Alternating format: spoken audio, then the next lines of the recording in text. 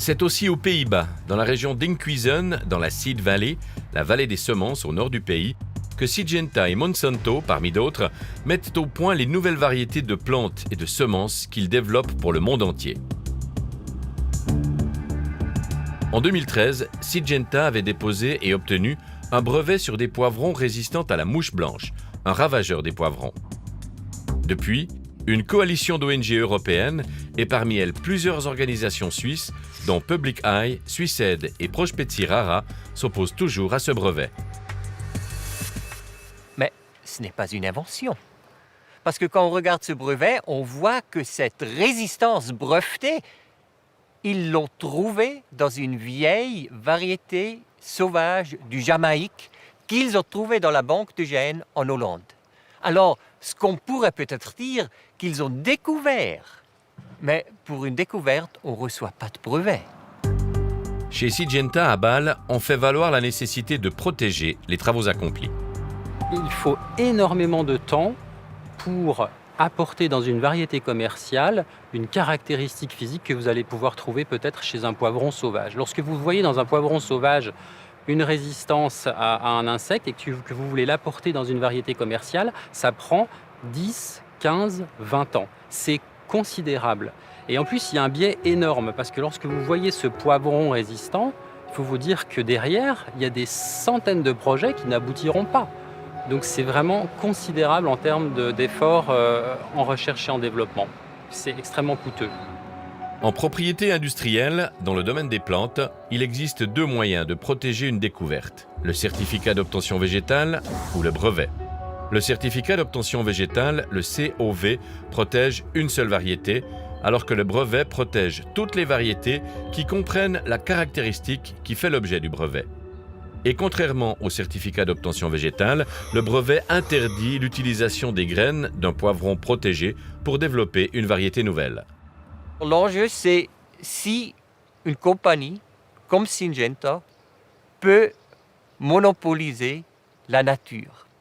Alors, s'ils peuvent dire qu'un trait natif dans une plante sauvage leur appartient et c'est seulement eux qui peuvent utiliser ce trait pour développer des nouvelles plantes ou s'ils peuvent demander à toutes les autres compagnies de leur payer des licences s'ils veulent utiliser le trait qu'ils ont seulement trouvé, mais pas inventé. Quand l'accès libre n'est plus là pour cette base génétique, on diminue l'innovation. Parce que ça, c'est la base de l'innovation, que tous les sélectionneurs peuvent utiliser tout pour créer quelque chose de nouveau. Et si on ferme cet accès libre, on tue l'innovation pour nos plantes. Je pense que c'est l'exact contraire. En Suisse comme ailleurs, dans les pays dans lesquels vous avez un système de brevet qui fonctionne bien, vous avez des entreprises innovantes. Le brevet est vraiment au service de l'innovation parce que ça permet de récupérer une partie des coûts importants qui sont effectués en recherche et en développement. Lorsque l'on apporte sur le marché une variété de plantes qui comprend un trait qui est breveté, c'est une offre supplémentaire. Vous continuerez en tant que consommateur à avoir toute l'offre habituelle des poivrons, on apporte quelque chose en plus. Après, c'est le marché qui décide, on est dans une économie de marché. Si les consommateurs ou les agriculteurs n'en veulent pas, ils sont libres de ne pas acheter le produit. Les consommateurs ne savent pas si le poivron qu'ils mangent, s'il vient de Syngenta, s'il vient de Monsanto ou quelqu'un d'autre. On peut dire aujourd'hui que, je dirais, entre 60 et 70% des poivrons consommés en Suisse viennent de ces compagnies. On a même demandé les grands distributeurs comme Coop, comme Migros, est-ce que vous savez si par exemple vos poivrons, ils viennent peut-être seulement d'une compagnie ou de deux, ou de quelle compagnie? Mais eux, même eux, ne le savent pas. Ils ne savent pas ce qu'ils vendent.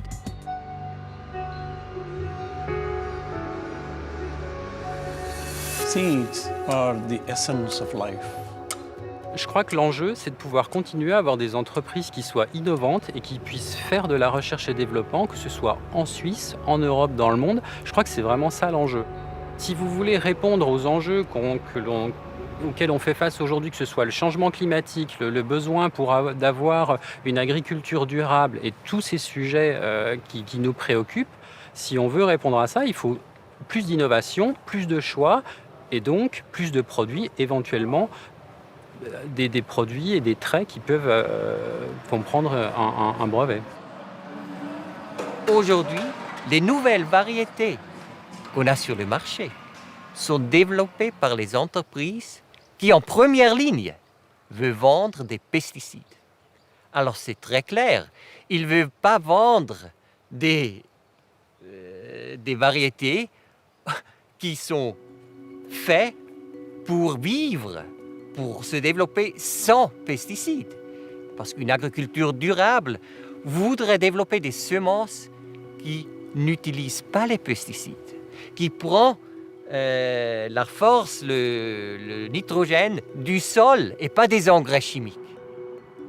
Je crois que ce sont deux problématiques qu'il faut séparer. Lorsque vous allez vendre un poivron qui est résistant à une maladie, après, effectivement, vous avez le choix d'utiliser, l'agriculteur a le choix d'utiliser cette variété ou d'en utiliser une autre qui n'est pas résistante et peut-être d'ajouter un produit de protection des plantes. Une fois de plus, moi, depuis ma fenêtre et depuis mon domaine, ce que je peux vous dire, c'est qu'il faut qu'on apporte le choix à l'agriculteur et au consommateur final et à lui de faire son choix sur ce qu'il souhaite, sur ce qu'il ne souhaite pas.